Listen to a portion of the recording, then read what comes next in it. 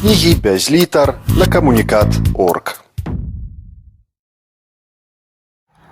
Не забівай. Усё пачалося з таго, што ён дамогся ад класнага кіраўніка, каб заняткі па вайсковай падрыхтоўцы яму замянілі на кухарскія урокі з дзяўчатамі. Адразу можна падумаць, што яго пачалі высмейваць усе хлопцы, і ён зрабіўся няўдачнікам, лузерам нумар 1 у сценах і па-за сценамі вучэбнай установы, але гэта не так.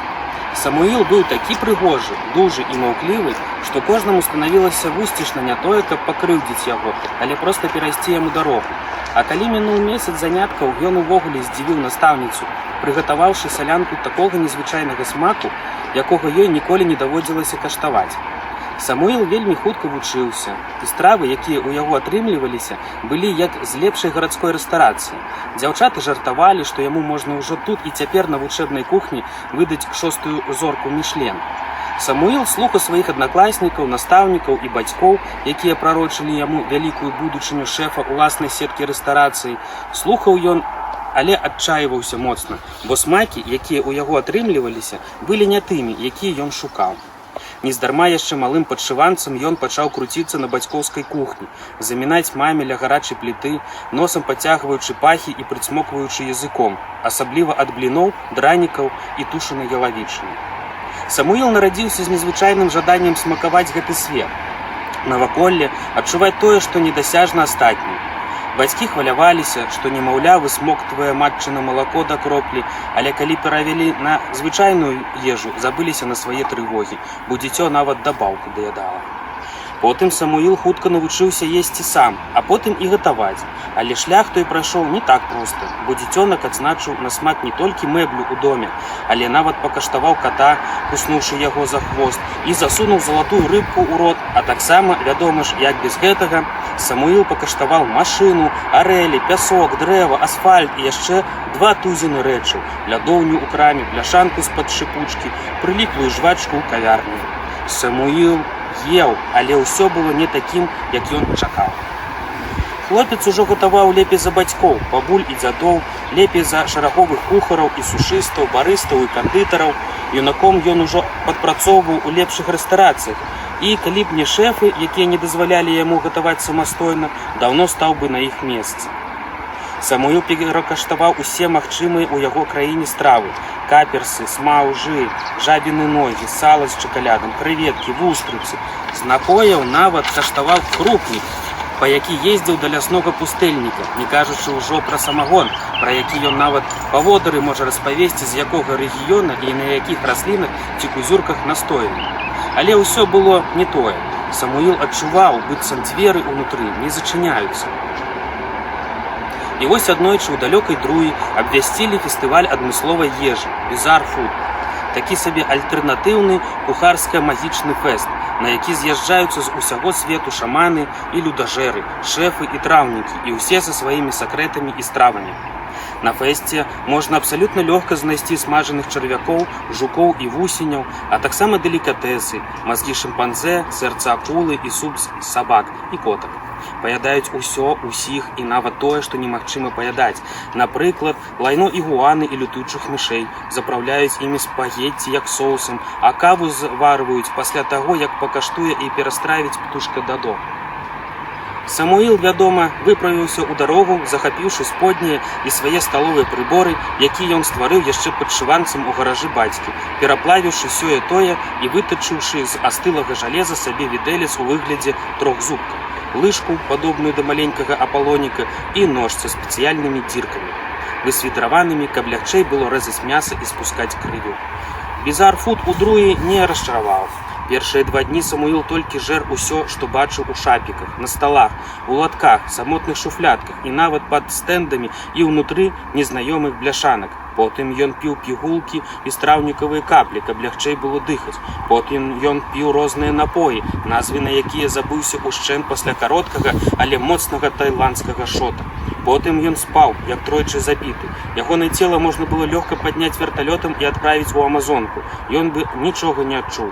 А калі мінула 4 дні фэсту, калі Самуіл з'еў свой час і сілы, хлопец расплюшчыў вочы.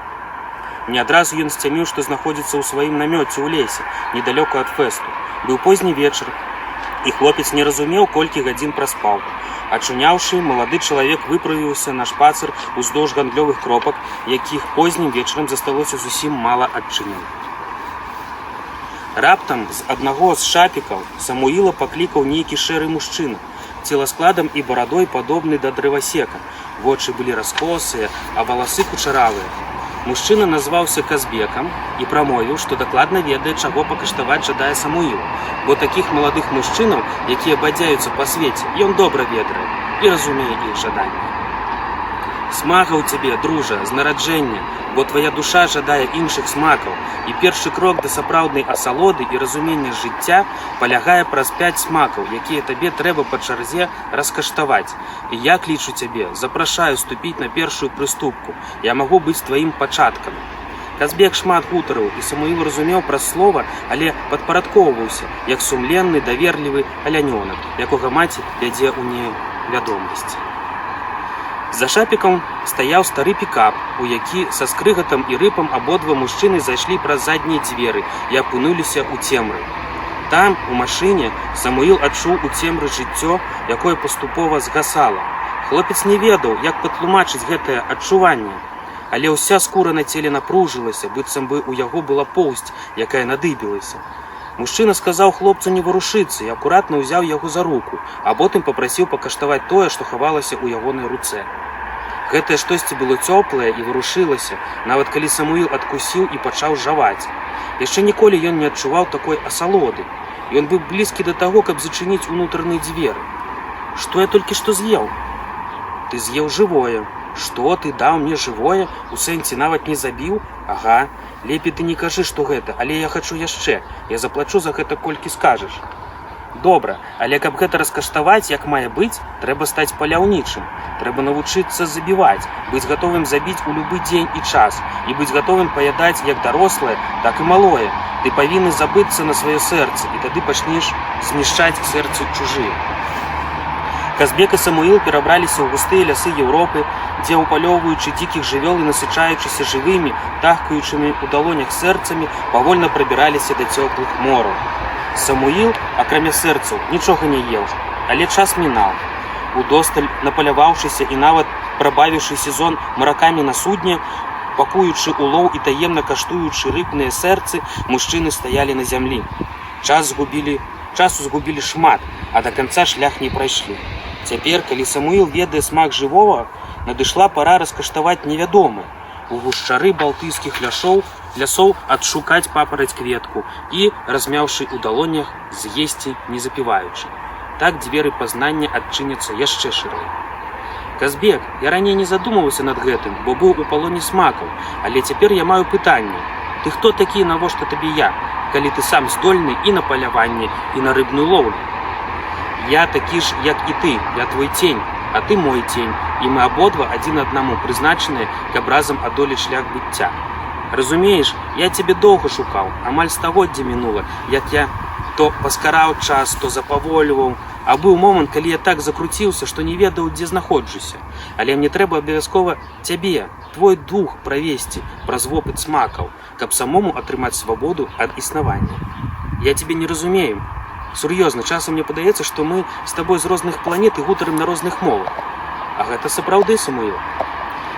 Так яны, адвеславаўшы 2 гадзіны, апынуліся на кантыненце, і перад імі паказаўся старажытны лес, гушчар якога не прапускаў ніводнага промня сонца.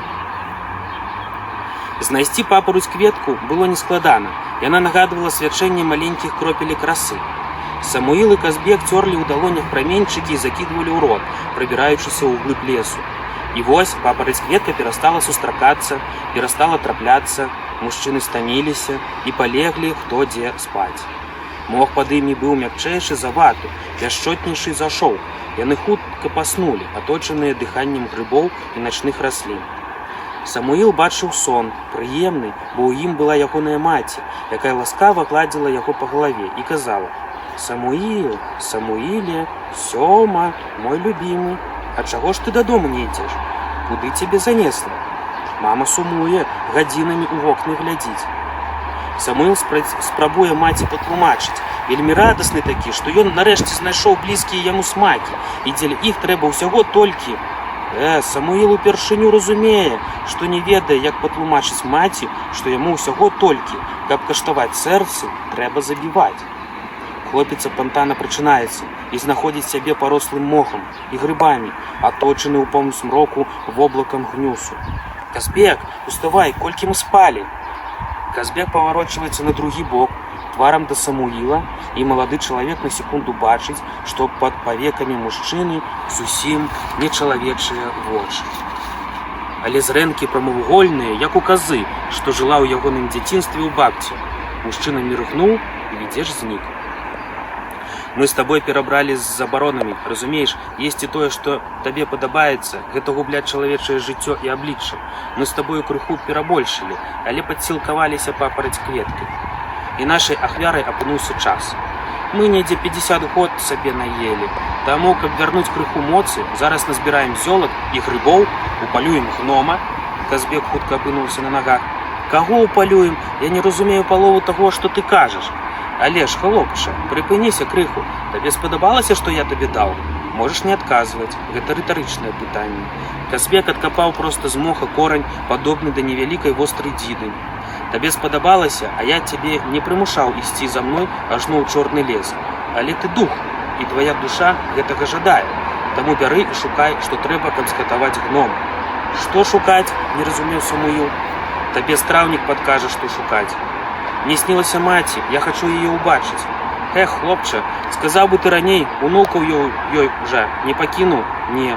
«Ну тады я нават не магу сказаць, што цяпер ты можаш убачыць толькі сваіх дарослых праўнукаў, бо астатніх няма ўжо на зямлі». Казбек чамусьці радасна засмяяўся, засмуціўшы Самуіла і спужаўшы навакол. Цэлы дзень мужчыны назапашвалі расліны, карані і грыбы. Казбек не так шмат займаўся збіральніцтвам, толькі рыхтаваў лоўчую сетку для гнома. І вось настаў вечар. Сетка была прыгатаваная над купай кветак нябеснага колеру. Вось зараз прыйдзе гном, убачыць свае кветкі, і ў яго з'явіцца вялікае жаданне як мага хутчэй вярнуць зямлі нябесны колер, ажывіць іх. «Вось тут мы яго і схопім», – кажа Казбек і перамінае ў далоні корань, падобны да дзіды, маленькай, але вострай. Прамінула шмат часу і адначасова імгненне, як у купцы заварушыўся маленькі чалавечак, памерам з невялікую котку. Казбек, нават не вагаючыся, накінуў сетку і прыдыхнуў дзідай купу з кветкамі тузін разоў. Немагчыма апісаць тое, як гэтыя мужчыны гатавалі штосьці альбо кагосьці падобнага да коткі, краля і дзіцяці адначасова. Але рытуал быў выкананы, і ўпершыню Самуілу было так смачна і адначасова так моташна і жудасна. Хлопец разумеў, што ў эйфарыі збочыў не туды, што немагчыма адчуць належны смак ад забойства. Гном, які выглядаў такім безабаронным, жывым і падобным да яго, прымусіў гэта усвядоміць. «Ты глядзі, зараз нам трэба ў краіну мёртвых.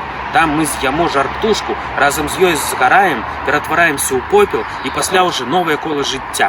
Казбек кажа з захапленнем, з жарсцю: «Ты не паверыш. Сёма, можна цяпер так цябе зваць? Ну, карацей, ты не паверыш, колькі разоў я спрабаваў дакрочыць да гнома і нічога не атрымлівалася. А тут ты, такі падарунак для мяне. Я ж стаміўся ад гэтага жыцця, я хачу новага». Самуіл нават і чуць не хацеў нічога ад гэтай страшнай істоты. «Мне трэба вяртацца дадому. Табе ўжо мала што трэба. Паглядзі на свае рукі хаця б і ногі. Куды ты, такі, стары і спустошаны, пойдзеш? Толькі са мною і цяпер толькі да канца». Самуіл бачыць сябе, падобным да скелета, сохлым, састарэлым, непазнавальна страшным. Яго свядомасць адключаецца. У галаве пульсуе толькі адно – жар-птушка. Ачуняўшы, Самуіл убачыў, як Казбек закопвае рэшткі гнома і туды ж закідвае патухлае вогнішча, рэшткі зёлак і грыбоў. Хлопец чуў, як мужчына нешта казаў сабе пад нос, але разабраць мог толькі слова «нічога», якое паўтаралася як рэфрэн. Самуіл апускаецца на калені і ціха-ціха, па-сабачы, пачынае красціся падалей. Крокі, коўзанне, перасоўванне рук, усё такое павольнае, цяжкае, ліпучы халодны пот, збегчы хутчэй дадому. І тут ён чуе, як гукае Казбек. А потым ён чуе: «Ты мне не патрэбны болей, жыві як хочаш, далей я без цябе, ты здаўся». Ага, здаўся я, кажа сам сабе Самуіл і аддаляецца ўсё далей і далей ад страшнага мужчыны, ад чорнага лесу, паўзе на святло. Але колькі хлопец не стараецца, лепей не становіцца, а наваколле толькі пужае, паўсюль мёртвыя птушкі, жывёлы, згнілыя кветкі, паламаныя дрэвы. Невядома, колькі крочыў Самуіл, але ён дакладна памятае, што рабіў перапынак і падсілкаваўся нейкай жывёлай, дакладна жывой, бо тая была цёплая, жвавая, а гэта, вядома, лепей за ежу нерухомую, нясмачную. Самуіл, стомлены, як ніколі ў жыцці, дойдзе да светлай паляны і ўбачыць пень. Прыгожы такі, утульны, нібы фатэль. Сядзе хлопец адпачыць. Як раптам з'явіцца стары, і навокал пачнуць з'яўляцца шэрагі людзей, з якіх ён кагосьці ведае, а кагосьці зусім і не. Яго абступае натоўп людзей і жывёл, а дзядок кладзе далонь на плячо Самуілу і прамаўляе. Ты, відаць, налупіўся мярцвячыны, хлопча, што здолеў знайсці гэты пянёк. Сумна усміхаецца стары лепрыкон. Дурная твая галава, што за шайтанам бадзяўся. Ад забітага жывым не станеш. Самуіл спрабуе сфокусаваць зрок, але нічога не атрымліваецца. Ён заплюшчвае вочы, намагаючыся патлумачыць дзядку і астатнім, што шукаў ён самы незвычайны смак на свеце.